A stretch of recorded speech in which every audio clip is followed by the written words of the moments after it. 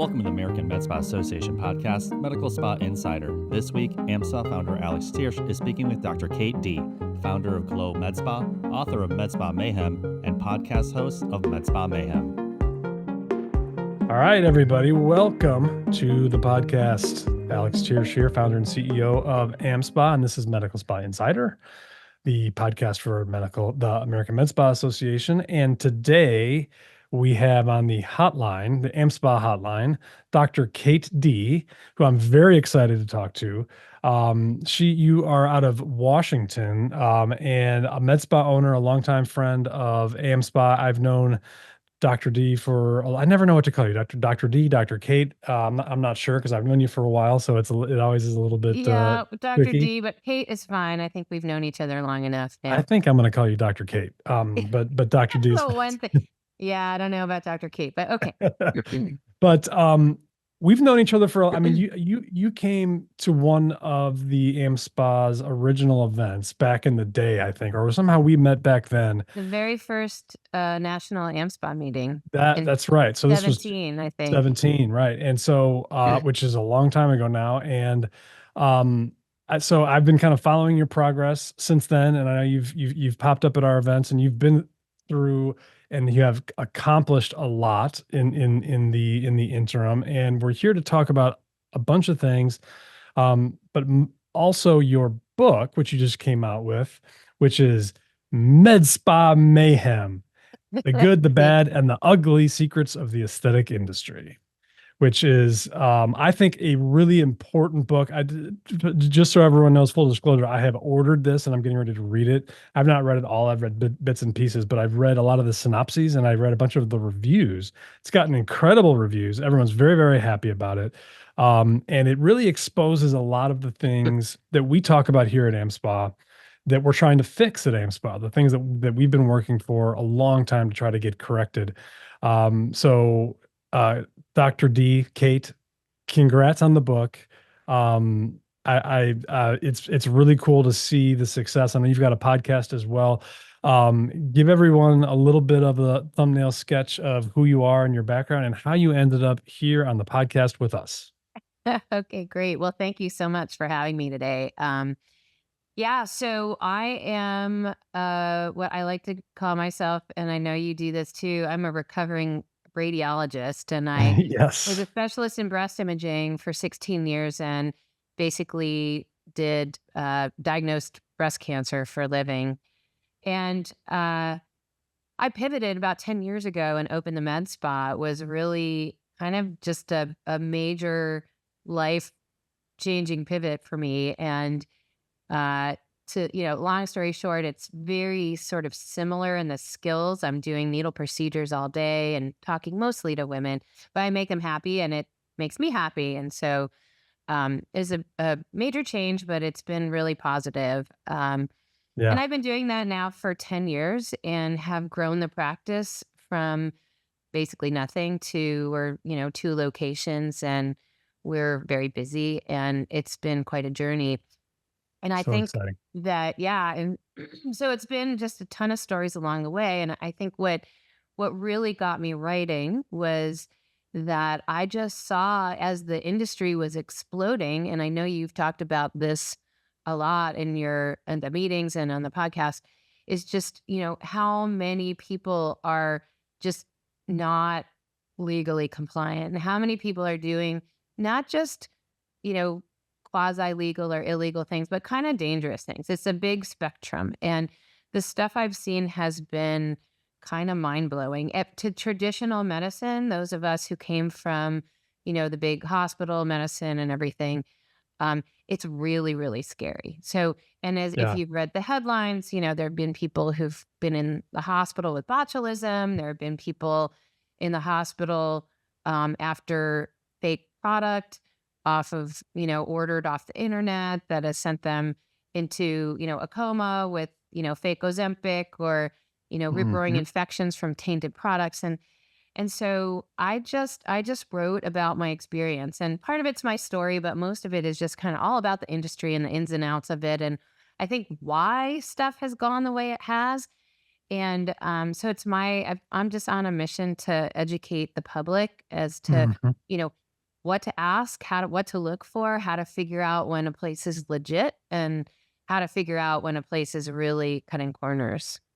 Well, let's let's get into that, because I think everything you're doing is so important, and I don't think everyone in our industry realizes just how important it is, and just kind of how much risk there is out there, not just for the patient side, but for us as an industry. The more that this stuff happens and goes on, the the more at risk the rest of us are for Hmm. overregulation, whatever it might be. But you said something interesting that I would love to hear more on. Is, you said, from someone who came from the hospital setting, right? And you came from Hmm. the hospital setting, after practicing for a number of years. So this is kind of your second career in a way. What does that mean? Like, what is it? Why are you concerned, based upon the way you look at this from your perspective of working in a hospital? What does that show you about what happens in this industry that gives you some concern?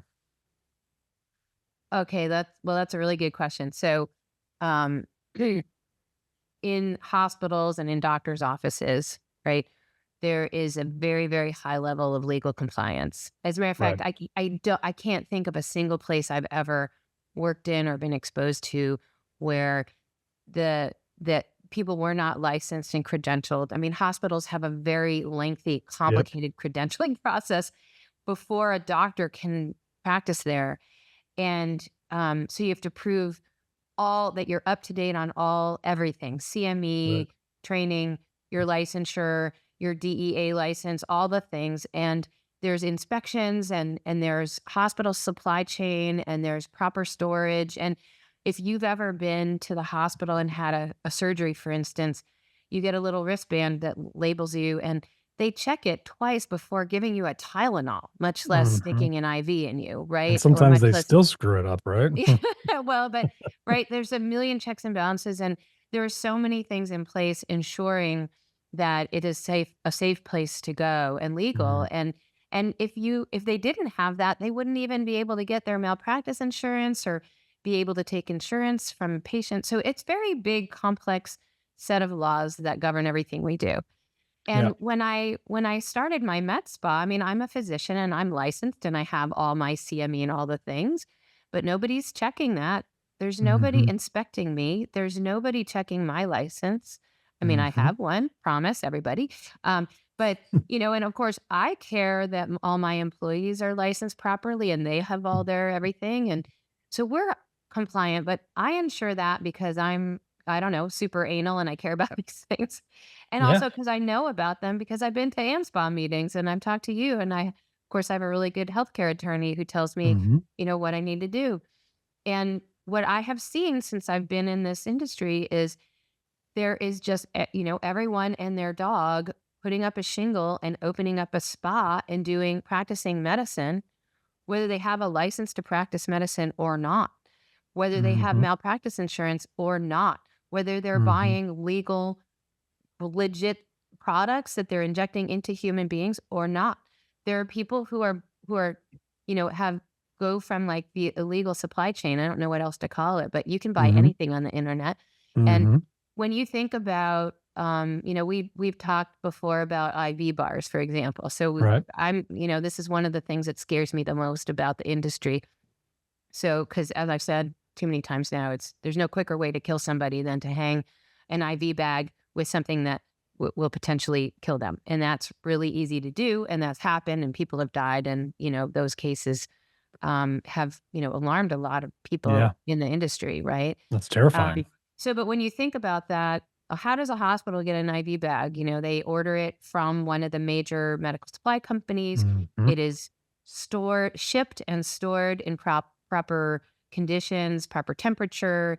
It is properly labeled. It is distributed to the patient in a really regulated way. And then, of course, whoever's giving it to you has to have a license, at least a nurse or above, right? And then they Right. have Right. to check your little wristband a couple times. None of those things is happening in these outpatient, like kind of private IV bar places. Or there's nobody guaranteeing that those things are happening, right? And so Right. you don't know where all the stuff is being stored. You don't know what's in them. They're not labeled, necessarily. There aren't necessarily properly credentialed people actually putting the IV in you. Yeah. Um, the case in Texas that happened last year that has Mm. come up a lot, the person who there was a woman who was 47 who died in an IV bar, a med spa that Mhm. offered IVs, and the practitioner had no license at all. Of course, nobody's enforcing that. She didn't know what she was doing, and she hung a level of potassium that killed this patient instantly. Mhm. And and I mean, it's just horrific. And when I tell Yeah. my, doctor friends who are back in big medicine in the hospitals and in doctors' offices that this stuff is going on, they are horrified, absolutely horrified. And Gotcha. and when I go to meetings and I meet other people in the med spa industry, many of them have absolutely no idea what's wrong with this. They just No, don't they know. don't. Yeah. They're It's doing it and they don't know that it's yeah. dangerous. Yeah. And some of them are doing it legally and some of them are doing it illegally. And Yeah. it just kind of blows my mind that that level of basically ignorance is present in the industry. And, Yeah. there are these weekend courses in various parts of the country. I know there are a bunch of them in Texas. And, they're a 2-day course where they will teach anyone how to inject Botox, Mhm. right? And like and day 1 is, you know, toxin, day 2 is filler. Like that's it. Right. And so And you're they don't done. necessarily even have to have a license, right? Yeah. But they go ahead and think that they now like paid money, so they have a skill that should be marketable and they should be able to practice medicine. They don't even Mhm. know that what they're doing is illegal. They don't even know it, Mhm. or many of them don't. And they Right. think that because they paid money for a weekend course, they should be able to open up their own med spa. It's Yeah. just, it's Yeah. insane. I've said many times, and I really believe this. And this is something where AmSpa, I think our next where we need to make progress is industry plays a role in this too. Like the groups that are doing the training, and that includes the Allergans, Galdermas of the world, right, who are doing this all the time.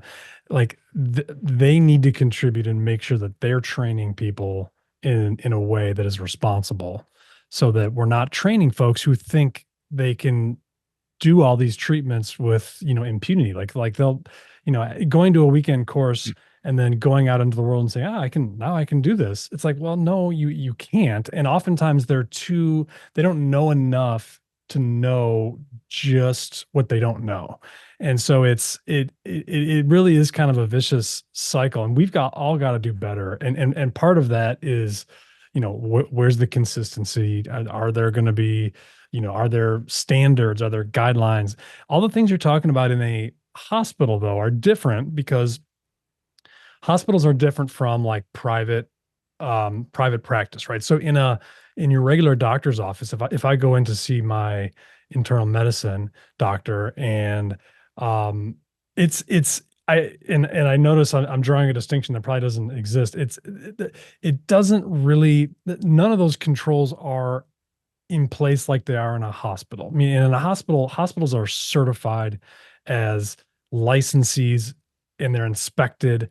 And so if I go to my internal medicine doctor, it's not as regulated. And if they give me a flu shot, I'm trusting them to be Right. able to do the flu The shot, right? the difference though is that in a doctor's office, right, the doctor can be sued. So the doctor has malpractice insurance, so they have to Mhm. comply with all of the so if you're not complying with all of the rules, you will not be able to get malpractice insurance and then you Mhm. can't practice. And the other thing is if you do anything wrong at all, you will be sued or reported to the medical board or both, and you Your will lose your license that license is. to practice. So doctors do not want that to happen and are extremely we are rule followers, okay? Yep. Yeah. Yep. Whereas, in a lot of med spas, there's no doctor within a million miles of the place. And a lot Right. of them like have no malpractice insurance or no liability insurance at all. And if they're doing illegal things, um, there's like nobody inspecting, there's nobody coming along and checking on that. Yeah. Um, Yeah. and It's true. yeah, one thing also about, the Allergan and Galdermas of the world is that they require any place to have a medical director on file, Hmm. and um, and that form gets filled out when you first set up the account. Hmm. But they don't necessarily update that every year.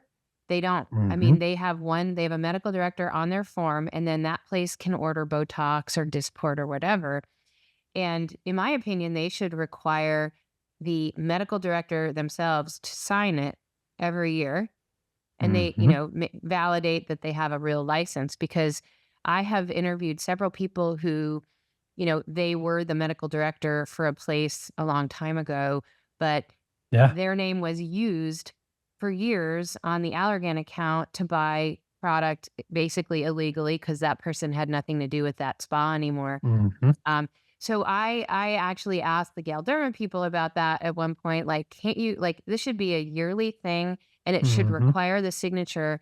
Of course, who's gonna, look at the signature, but still require Well, some it's something. validation by the medical director that there's still a medical director there. Yeah. It's Um, that's something though. At least I have a lot of opinions on that side of things, because I think there's um you're absolutely right. It's because hearkening back to the days, 2008 and before, mhm. 2010, that, you'd have a doctor like yourself who would have, be the medical director, quote unquote, of 5 med spas. They would sign off on the original paperwork for Allergan or Galderma or MERS, whatever it was. But they're not the ones doing the ordering, right? The ordering is being done by whether it's, in-house, business people or RNs, and the doctors have no idea what's going on, right? Yeah. And that doesn't happen as much anymore, but it still definitely happens. It still definitely happens. And I've heard that Oh, same story I that you think it said. happens, and I've Yeah. I've seen people advertise themselves on Facebook forums Yeah. saying, "Need a medical director," Yeah. valid in all 50 states.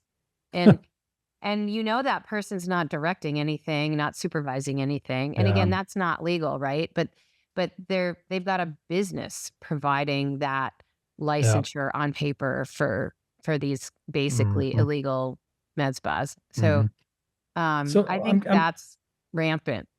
I'm curious, what was your goal with this book? I mean, I think telling this I think there's a bunch of takeaways. Telling the stories in and of itself, I think, is important. I think getting this out to the public so the public starts to realize that they have a role in this too, asking the right questions, making sure that the places they go to are safe. Now, I say that kind of, and I roll my eyes a bit, because really they shouldn't have to worry about it. Like, the public shouldn't have to worry if you're going Right. to a med spa but at the same time, it's good to get them educated on what actually happens. But is this to affect change? Is it just to pull the curtain back? What was your primary purpose and goal for getting this book out?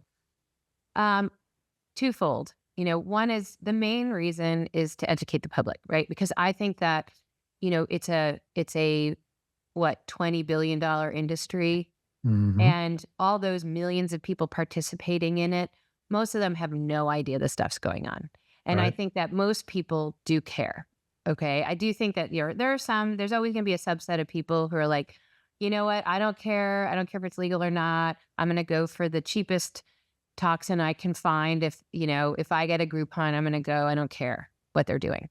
But most Mhm. people really do care. Most people would not take those kinds of risks with their health, especially if they knew that they could actually die Yeah. under some Yeah. certain, right? I mean, but even just It's true. scarring, I mean, people are going to look more beautiful. And if they thought they had a risk of being permanently scarred from something, they wouldn't do it, right? Right. So that's my main thing. But yes, absolutely, I am trying to affect change in the industry. I think that, you know, med spas should have some kind of certification so you could tell that a place is operating legitimately. Mm. I think that that's lacking right now. I think that there's really no enforcement. There's a lot of existing laws, but they're different in every state. Now, certain laws are the same. As far as I know, practicing medicine without a license is a felony in all the states. Yep. But what Yep. I've learned from my lawyer friends is that, let's say there is a case in California where this woman, I interviewed her in my podcast. She went to an unlicensed med spa in California. She was convinced to get a fat dissolving injections all over her body. Mm, The fake Kybella was tainted with mycobacterium, and she got a life threatening infection that almost killed her. She was in the mhm. hospital for over 3 months. Now, the DA refused to prosecute that provider who has no license at all, no medical director, no nothing. But why? Because they said to this girl, "Well, you went there of your own volition, right?" And of course she did. And then Yeah. did she say, "Well, I'm a doctor"? Oh, no? What did she tell you that she was a medical provider? And so when you take Mhm. apart someone's, proposed testimony, right? And well, no, she didn't actually say she was a doctor, but she talked me in, I thought it was legit. Basically, that case gets diminished, or, there's no Yeah. case, and then the prosecutors are like, "Well, we don't have a case." And so these cases don't get prosecuted. As far as I know, I don't know what's happening with the case in Texas, but not been charges there either, Mhm. even though in my mind it's manslaughter, but whatever. I don't know. I'm Mhm. not a lawyer.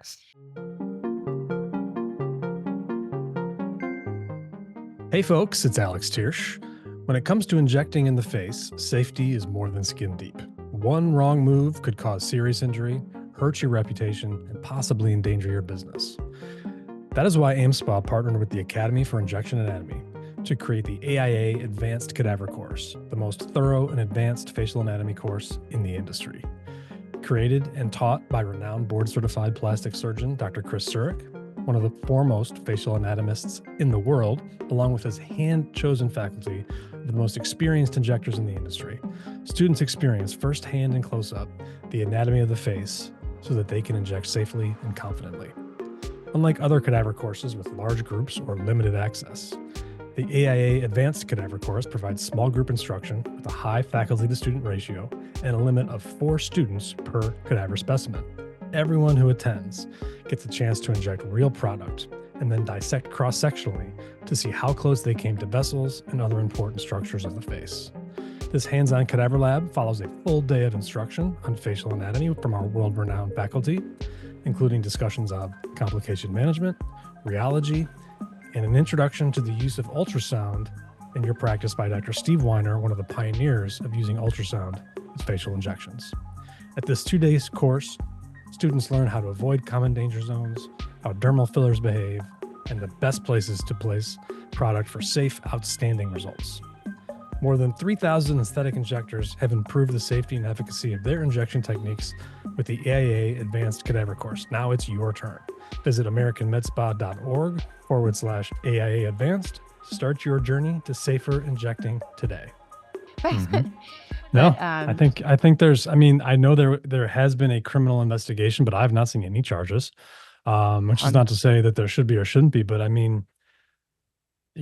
it's that story that and you've told me that before is horrifying. And because it's like, because here's the thing, if that had been an RN who had administered, and it wasn't, illegal product, but there was a side effect. If it had been an RN that had done it, that RN is under the jurisdiction of the nursing board and potentially other boards. And so there is a high likelihood, and especially in the state of California, that something would happen to her or him. So what you're doing is setting up a way where if you don't have any license, you're better off than if you do have a license. And that is totally backwards, right? But also nothing happens to you if you lose your license. There's just a case in Oklahoma. There was an article in Frontier, the newspaper there. It was an NP who lost her license because she had been purchasing illegal product and injecting it in people. She didn't change her practice. She went right on practicing without a license. And when her new practice, I think she went to jail actually briefly. Yeah. And then when her new practice was reported to the nursing board, like, hey, she's still practicing, the nursing board's response was, well, what can we do? We already took her license away. Yeah. Yeah. And again, law enforcement doesn't seem to care until someone's dead. And even then, someone's dead in Texas and still we can't tell if, I mean, Right. yes, it's being investigated or it was, but so, Yeah. I mean, No, that's I where will you tell there. you in the 10 years I have been running my own med spa, I also have to have a cosmetology salon/shop license for doing Mhm. facials. Yeah. Okay. Yeah. And in the 10 years I've been open, we've had 2 inspections by the Mhm. cosmetology board of our Mhm. facial room. Okay. Yep. Looking, do the lids, do the garbage cans have lids? Do Mhm. all the supplies clean and whatever? And of course, I'm happy to say we got 98s on both of those, so good. Um, but right in the next room is a laser that could actually Yeah. do harm to people. Nobody's inspecting that, right? Like Yeah. we do PRP, so we do blood draws with bloodborne. I mean, I care, so I make sure Yeah. we're compliant on all those things, but like nobody's inspecting that. And so why is it that the cosmetology space has higher standards than med spas? It doesn't make any sense. So No, it I it it doesn't. I've seen the same thing. It's in the Board of Cosmetology in various states, they can be quite a pain in the rear when they come in because they do have jurisdiction, right? So they can do almost as much as the medical board.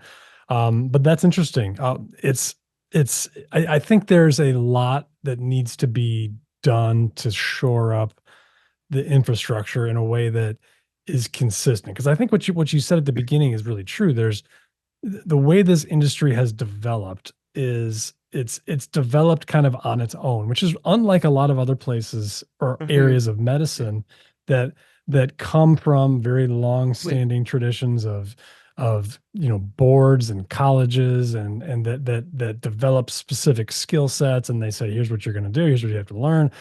Aesthetics has kind of evolved on its own, right? It's almost grown up from the soil of of a bunch of different practices and specialties.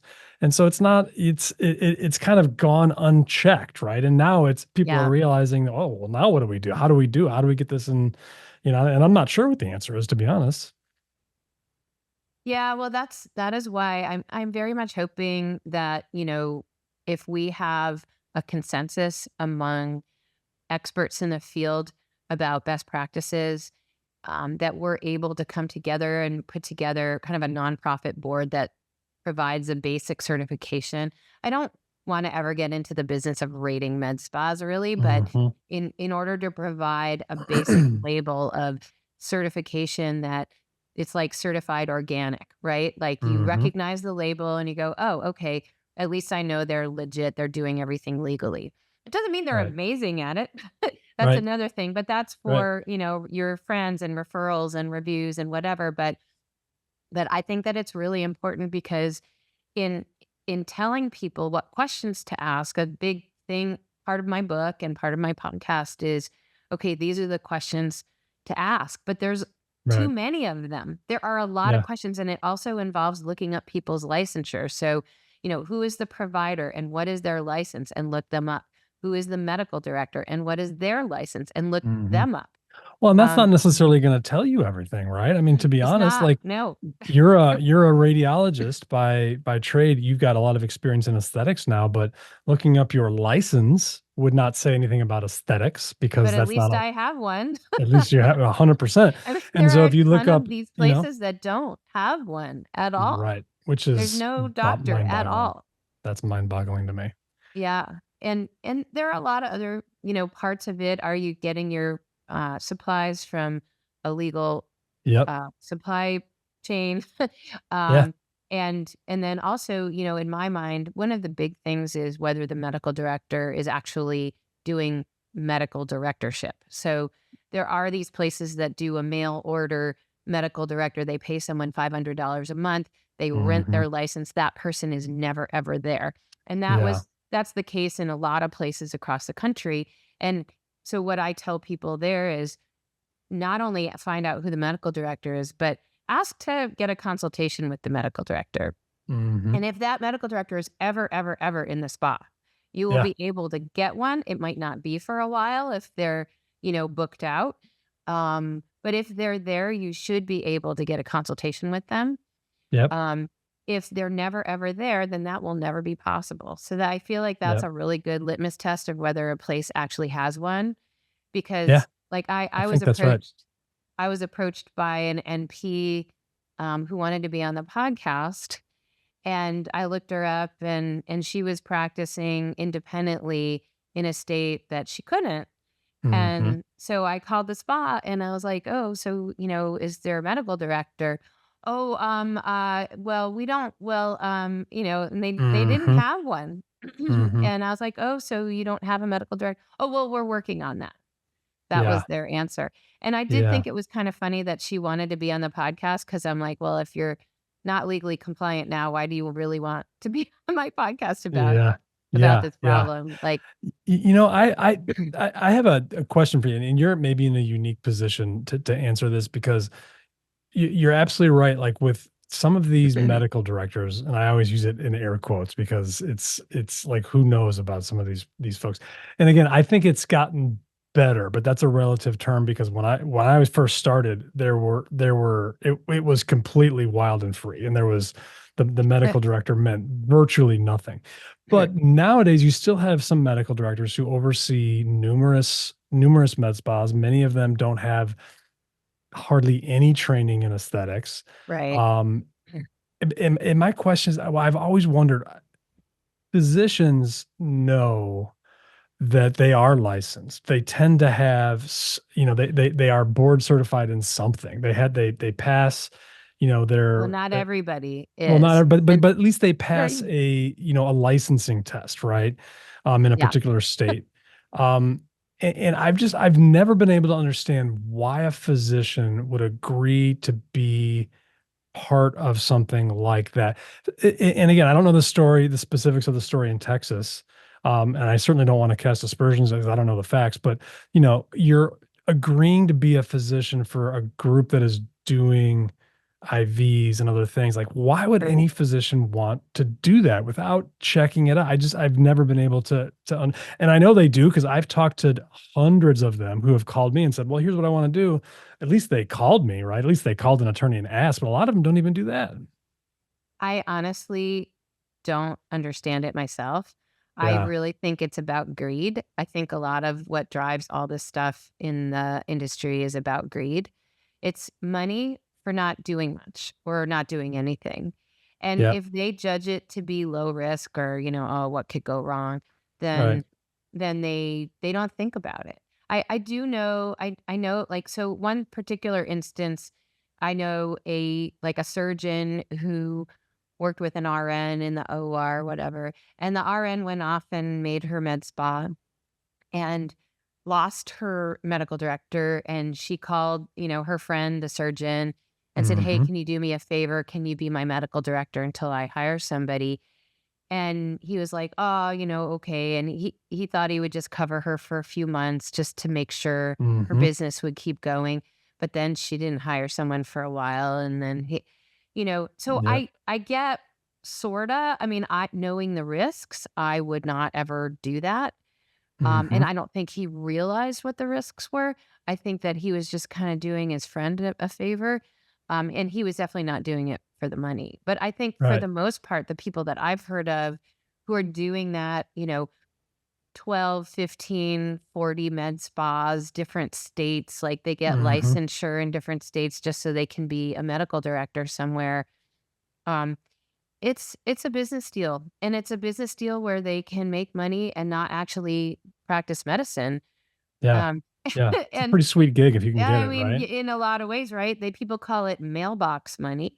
Hmm. And I don't think it's ethical. Obviously, that's why I'm talking about it. That's why I'm writing about it. But I don't think they realize the risk that they're taking, because if any of those places really harm somebody, not only Yeah. will they lose their license, but, they could, well, I say they could go to jail. I sort of think that this guy in Texas should go to jail. That's my personal opinion. I don't think it's going to happen, but, you Hmm. know, I think when greed leads you to set up a business that puts people's lives in danger and then someone dies, I think that that's a crime. I don't, so I'm not a lawyer, but to me, that should be a crime if it's not already. Yeah. So It's a very, very tough judgment call because it's very, very tough. Practice of medicine, crimes. I think the point is the same though, right? Like it's a serious thing, and yeah, it's beyond my level of comprehension. I will say, I have had a n- many over my career as a lawyer, especially many doctors who have been involved in a situation like that, who when they learn about the risk and when they learn about what they're doing have been like, whoa, I didn't realize yeah, that, and they cut the and they cut loose, or they get it fixed. And so yeah, I feel like, but at the same time I've been giving the same lecture to doctors across the country and nurses for 15 years mm, about the rules, and there's still many more that have never heard what the rules are. They have no yeah, idea that these things exist. yeah. Well, I mean, Kind of there's depressing. constant flux of new people into the industry who don't know, and Yeah. there are people who are brand new doctors who don't know any better, where they're constantly asking. There are these illegal filler supply companies that import filler and toxin from other countries, which is totally illegal Mhm. here in the US. But Mhm. there are brand new people entering into aesthetics who don't realize that. And we get these cold calls every day or Mhm. emails from these company offering us illegal things. And I know, I just ignore. I mean, I delete them literally every day out of my Yeah. email. But if you're a Mhm. brand new in the industry and you don't know any better, and everything's so expensive, and you think, "Oh, wow, a cheaper supply. Yeah. That's great." And Yeah. so they just see, "Oh, it's cheaper." They don't realize that, "Oh, I'm now not only importing illegal drugs from other countries, but also risking my license because God forbid anybody has a problem. Now you've injected Right. somebody with an illegal product, and now you're going to get sued and you have no case." Yeah. That, by the way, was what happened to that the NP in Oklahoma we talked about earlier. Yeah. Um, that's what she was doing. Yeah. Yeah. It's and that happens all the time. It happens all the time. There was a case in Illinois recently where there was spread of botulism amongst, I think, five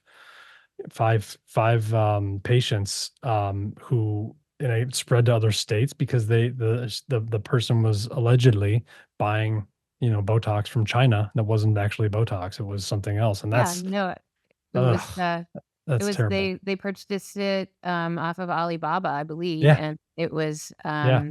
yeah, fake Botox. It was in 11 different states. Yeah. Yeah. So, I'm curious because obviously you're very passionate about this, and this is something I that am. you've, and Mm. it's not, and it's also not new. I've known you again for a good long while, and I know that you've been passionate about this for some time. But I'm curious, through the process of writing the book, is there anything that you learned that surprised you, even though you've been exposed to all of this? You know because you're in it. You know a lot of what happens. Is there anything that made you kind of surprised you even further? And that's either good or bad, to be honest. Like either way. I think what really has surprised me, not in doing research for the book and also the podcast, is how little the enforcement, like politicians and district Mm, attorneys, how little they care. I just don't understand that. yeah. Um, I think that, it's the purview of the attorney general of each state to ensure, consumer safety. I think Hmm. that's what their role is. In And terms of criminal conduct, for sure. I mean, the medical well, boards are but the ones even that. even civil, it Yeah. depends on the state. My state happens to have a guy who is very focused on that, and Hmm. he's launched, civil cases. There have Hmm. been two doctors actually in the Seattle area who have been found guilty of, um, fraud and stuff, Fraud. and they've Yeah. been fined. But I just find it really fascinating because when you look at the level of risk for other kinds of consumer safety things, whether it's, Right. Paint, lead, or, bicycle helmets or whatever. Right. This is really up there with super high danger. At least And I'm potentially, you're right. potentially, yeah. And it's so ubiquitous. I think that people don't realize just how many people are participating in the industry and just how many med spas there are. I think you and I have talked about, like, currently there are around 12,000 med spas. Mhm. Okay. That is almost as many med spas as Starbucks in the country. Okay. Or Yeah, McDonald's. There's actually 15,000 McDonald's and there's 12,000 med spas. Okay. So that's a really good way to put it. that is Wow. how ubiquitous this is. And Yeah. so, yeah, the surprising thing for me is just how little they just kind of shrug. And I don't really understand that. Yeah. It's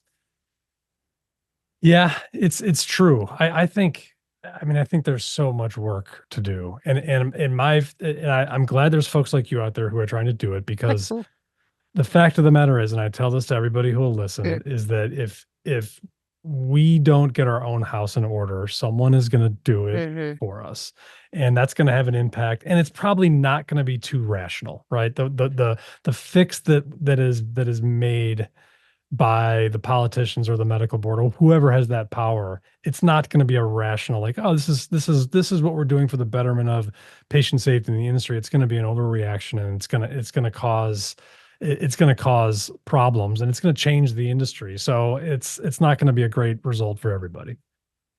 Yeah, I totally agree. But I do think that we're moving in the right direction. And Yeah, me too. I yeah. do. I've been very encouraged just when we do, we have our medical spa boot camps, and we always do a 2-hour legal compliance section. And when we ask folks about some of these legal concepts, like, about whether it's ownership or supervision delegation, the percentage of people in the audience who have at least heard of what we're talking about has increased. It's not nearly close to 100%, but it Right. has increased, which I guess is encouraging. I do think that, hopefully more and more people who are thinking about opening a med spa or going to go to 1-year boot camps and figure this out before everything gets out of hand and they're already practicing but are not I compliant. mean, I would love that. American Med Spa A little Association.com plug for the .org. boot camps.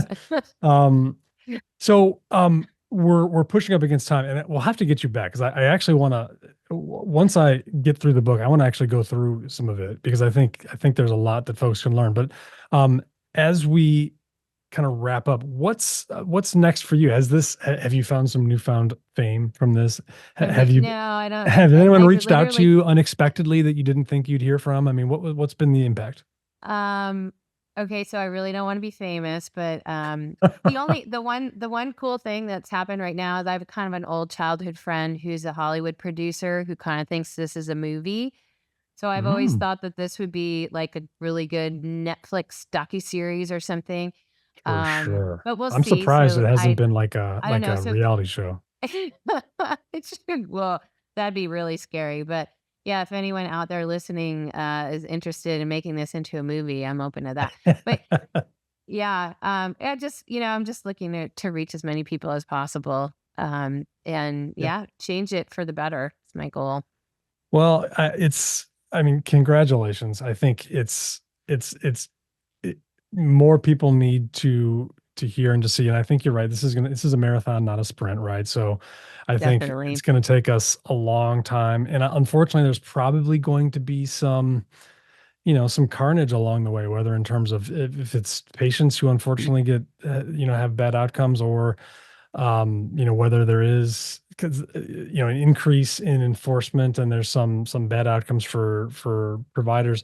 But we've got to get it figured out, or the end result is going to be much worse than what it is now. And I think your book is one piece of that. So I'm glad you did it. And again, congratulations. Where can folks find either more about you, or if they want to learn more about the book, where can they find out? Yeah, so the book is called Med Spa Mayhem, and it's on everywhere you can buy books: Amazon, Barnes and Noble, Bookshop. Um, it's in paperback form, Kindle, and Audible.